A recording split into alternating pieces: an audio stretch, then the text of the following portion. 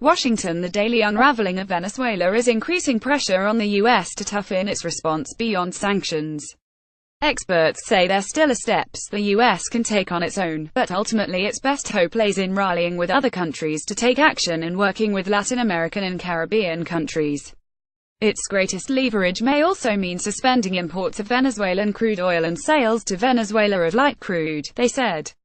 That puts the Trump administration squarely in need of good partnerships with Latin America, including Mexico and potentially Cuba. Trump doesn't necessarily have the best relationship with Latin American countries, said Francisco Minaldi, a fellow in Latin American energy policy at Rice University's Baker Institute for Public Policy. Minaldi said sanctions many times don't work, and the Trump administration has said it's not in the business of bringing about regime change. What that means is what you want is the other forces, the military, to do something because Mr. Maduro will not negotiate getting out of power because of sanctions, he said. While the U.S. has been able to impose sanctions on individuals, going forward it will need more and more pressure exerted from the international community, the experts said. Last week, the U.S. joined other countries in declaring that it does not recognize the Constituent Assembly tasked with rewriting Venezuela's constitution following the Maduro-organized election that put the assembly in place. Peru's Foreign Minister Ricardo Luna Center speaks alongside regional foreign ministers after their meeting on the Venezuelan political crisis, in Lima, Peru, Tuesday, August 8, 2017. The ministers from countries including Mexico, Canada and Argentina expressed their support for renewed negotiations to end Venezuela's crisis. App photo, Martin Mejia at the assembly was the illegitimate product of a flawed process designed by the Maduro dictatorship, according to the U.S. State Department. What the U.S. does next depends partly on how quickly things accelerate in Venezuela. The Constituent Assembly on Tuesday declared itself superior to all of Venezuela's other institutions. If that translates into the Constituent Assembly seizing authority from the legislature, known as the National Assembly, then it's a clear sign they are disregarding the constitutional powers of the country and foreign powers should react, said Jennifer McCoy, distinguished university professor of political science at Georgia State University. The response should be coordinated. It should take into account the options Venezuela has to turn to Russia and China to make up for any economic sanctions and should offer Venezuela some incentives such as promises of emergency aid and loans, McCoy said. Related U.S. slaps sanctions on Maduro to stop constitution rewrite. Venezuelan government officials may be able to hang on. How long can they hang on? People will suffer more and violence will increase because people are getting desperate, and if they feel there is no other resort, no peaceful mechanism open to them, some people will resort to arms and violence to resist, McCoy said. In the interim, an option for the U.S. is to work with other countries to facilitate a way out for Maduro and his inner circle, a place to go into exile, said Moise Rendon, Associate Director and Associate Fellow at Center for Strategic International Studies, a Washington think tank. At this point, Maduro and his inner circle are in a very defensive mode.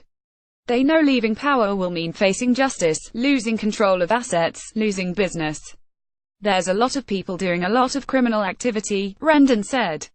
But he said Maduro and his inner circle won't leave any time soon, so international pressure needs to increase. The U.S. sanctions on individuals, which have frozen the assets of Venezuelan officials and former officials and barred U.S. companies and individuals from doing businesses with them, need to also be applied by countries such as Mexico, Panama and Colombia. The U.S. and other governments also can release information that links Maduro and his government with criminal activity to help delegitimize the Maduro government, Rendon said. There's no reason to keep it secret anymore, he said. That's what Sen. Marco Rubio, RFLA, was doing when he called Diosdado Cabello, vice president of the Socialist Party of Venezuela, the Pablo Escobar of Venezuela, and when the U.S. used the Kingpin Act to sanction Venezuela Vice President Tarek al-Aissami. What about the oil? The toughest sanctions and those that will have the most consequences for the U.S. would require limiting or suspending crude oil imports from Venezuela and U.S. exports of refined products such as gasoline to Venezuela. Also, limiting Venezuela's access to international financial markets could provide leverage to remove Maduro and his inner circle out of the country, Rendon said. While Venezuela could turn to Russia or Africa to replace refined oil imported from the U.S., it would have to acquire it at a higher cost, Minaldi said. The U.S. buys half of the oil that Venezuela exports. The rest goes to either China as loan repayments or to Caribbean countries on promises of future payments, McCoy said. In this case, the US does have a lot of leverage, being primary purchases. In addition, there are US exports to Venezuela, which are very important for the petroleum industry, including gasoline to lighten the heavy crude Venezuela produces and to drive cars, she said. A demonstrator places a badge reading SOS on a Venezuelan flag at a protest against Venezuela's President Nicolas Maduro's government during a meeting of foreign affairs ministers and representatives in Lima, Peru, August 8, 2017. Reuters. Guadalupe Pardo Reuters. Venezuela could develop other partners. India is most often mentioned as a possible substitute market for its heavy crude, McCoy said. Venezuela also has been turning to Russia as a lender of last resort and giving collateral to Russia in its oil industry, including Citgo, in exchange. Russia has 49% of Citgo as collateral, which is of concern to the U.S. Congress. What I expect the U.S. can do if they are smart is to coordinate with other Latin American countries, Mexico, Colombia and Peru, and put specific things on the table, and if the Venezuelan government does not do them by a certain date, let's implement another sanction, Minaldi said. Restricting imports and financial transactions would have a big impact, but also would generate economic collapse in Venezuela and create poverty and a refugee crisis, Minaldi said. Brazil and Colombia, which are likely to see many of the refugees coming across their borders, could oppose going those routes. You have a big cannon but probably will not be able to use them, he said. General view of Venezuela's Constituent Assembly during a session in Caracas on August 8, 2017. AFP photo Juan Barreto Barreto at Getty Images. Juan Barreto AFP Getty Images. The U.S. has been cautious about sanctions to avoid further hurting the Venezuela population. But holding out the possibility of the oil and financial sanctions still does put a lot of pressure on Venezuela, McCoy said. She said the U.S. and Canada need to talk to other governments about the refugee crisis that could hit if Venezuela implodes. It's going to hit all our shores, going to hit the Caribbean, it's going to hit US, Colombia and Brazil, but also Mexico and other Latin American countries, McCoy said.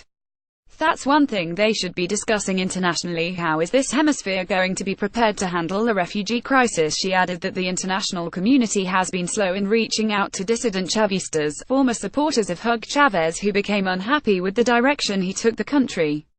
She said the U.S. and other countries need to make bridges with them to help persuade the political opposition in Venezuela to be reassuring, rather than threatening in messages to people who have supported Chavez movement. Minaldi said it is hard to see Maduro and his government reversing course anytime soon. We have gotten to a point that the government is almost an open dictatorship. It's hard to backtrack, Minaldi said. They'd have to cancel the Constituent Assembly, put together a calendar for presidential elections, with some guarantees that the Electoral Council will have elections with international observers and the like, he said. I think the Venezuelans are unlikely to do that because they know they're likely to lose a massive election that is free and fair.